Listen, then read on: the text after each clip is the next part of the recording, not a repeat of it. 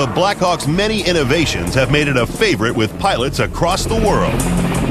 As a pilot sitting in the Black Hawk, it responds very nicely, very comfortable in high winds, very comfortable in adverse weather. It's almost a magical experience for me as an old Army aviator to watch the confidence, and maybe that's the best word, the confidence that the Black Hawk gives our Black Hawk crew. The Black Hawk first tasted action in Grenada in 1983, and it's been involved in every American campaign since. In 1991, the Black Hawk played a key role in the ground war to liberate Kuwait.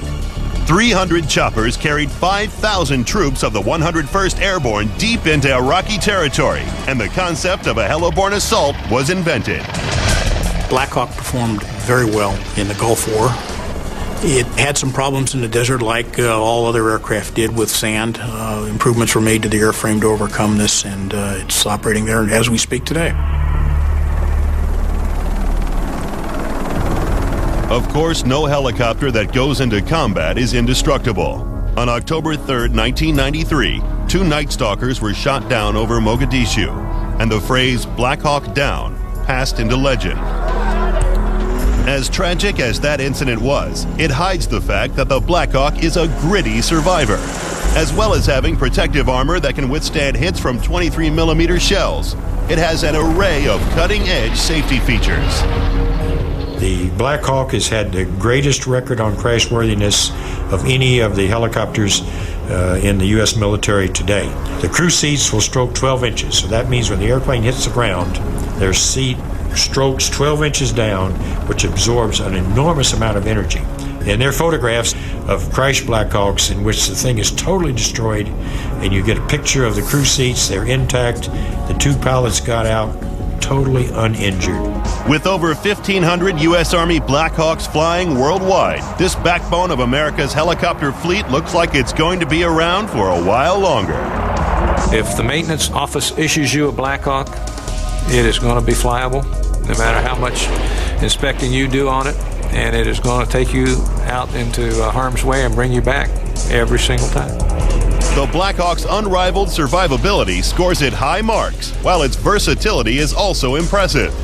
Innovation marks are good, as are service length. But with a low fear factor, the Black Hawk has to settle for second place.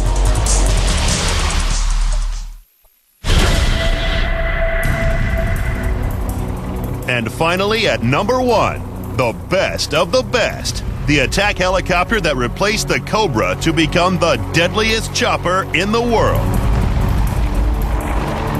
AH-64D Apache Longbow.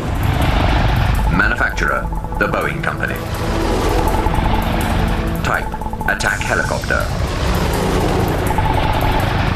Power plant, 2 General Electric T700 GE701C turbosharks.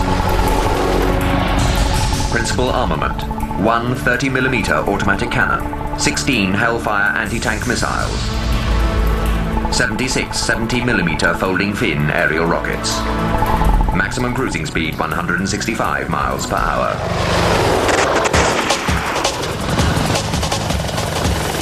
The Apache would have to be the most intimidating looking weapon systems ever developed. The intimidation factor, the fear factor of this aircraft, it just looks bad. It is a mean-looking helicopter. It is scary. It gives fright to the enemy. The thought of being on the ground and looking up and seeing an Apache come around for another turn, you get out of there. That's why it deserves to be number 1. First entering service in 1984, the AH-64A Apache was America's answer to Cold War fears of a Soviet ground attack in Europe. The result? A $20 million can opener with state-of-the-art technology. The Apache is the response to thousands and thousands and thousands of Russian tanks. So the idea was field a modern, high-tech, guided anti-tank rocket and put it on a heavy airframe with lots of targeting systems on it. Built to endure frontline environments, it can operate during the day or night and in adverse weather using the integrated helmet and display sight system. It's also equipped with some of the latest avionics and electronics, such as the Target Acquisition Designation Sight, the Pilot Night Vision System, Black Hole Passive Infrared Countermeasures, and Nap of Earth navigation and GPS. When you bring the Apache to the table, you bring an extremely complex and technical machine. I almost see the Apache Pilot as just another black box in an aircraft full of black boxes. You've got this almost Terminator machine that's going into your right eye with a heads-up display and the image from the infrared camera, and it just feels high-tech. It's almost playing a video game. In fact, the guys that make the best combat Apache pilots, you could say, were good video game players as teenagers. But attack helicopters aren't about computers. They're about delivering a knockout punch. The Apache is an immense, incredible weapon system for destroying almost anything that causes you heartache on the modern battlefield. The Apache has a pretty large gun on it. It's a 30-millimeter gun that fires high explosive rounds at about 650 rounds per minute. It also has a laser-guided missile, the Hellfire missile, that saw its first real use in Desert Storm, where the Apache was tremendously successful. The Apache's high-tech capabilities, combined with its awesome offensive armament, makes it the helicopter that pilots want to fly. Having flown the Apache, I can safely say that after my first flight, I didn't want to fly anything else. Everybody wants to fly the Apache. Even if they don't say it, they think it. When you sit in it, there's a sense of strapping the whole aircraft around you, and you're actually pretty much surrounded by armor. So the overall sense is, I'm dealing with a big dog here. And when the big dog was let out of the kennel during the Gulf War, it proved that its bite was bigger than its bark. On February 27, 1991, Apache attack helicopters and A-10 ground attack aircraft hit the retreating Iraqi army on the Basra Road. They simply took out the lead vehicle and the trail vehicle and just annihilated the entire convoy. It was also the aircraft that fired the opening shots of the Gulf War. It took out the radar sites and cleared the way for the air war to begin. Although the Apache was already the dominant helicopter on the battlefield, in the mid-90s it was upgraded to the AH-64D. Fire and forget Hellfire missiles became part of its standard payload, and a new radar system known as Longbow was added. Sitting above its rotors, Longbow gives the Apache truly awesome capabilities, including the ability to detect and classify more than 128 targets, prioritize the 16 most dangerous, and initiate a precision attack.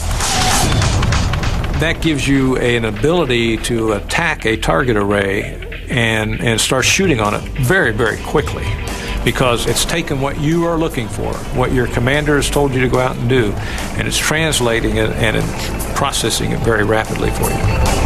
But perhaps the ultimate testimony to the Apache is its ability to deter the enemy without firing a shot. The Iraqis, when confronted with the Apache, basically surrendered to the aircraft rather than take it on in combat. The mere presence of Apaches means that the bad guys aren't going to do anything bad to our ground guys. When we fly, guys don't die. Our #1 helicopter has impressive stats, awesome fear factor, high innovation, great survivability, and a service length that's going to extend beyond 2020.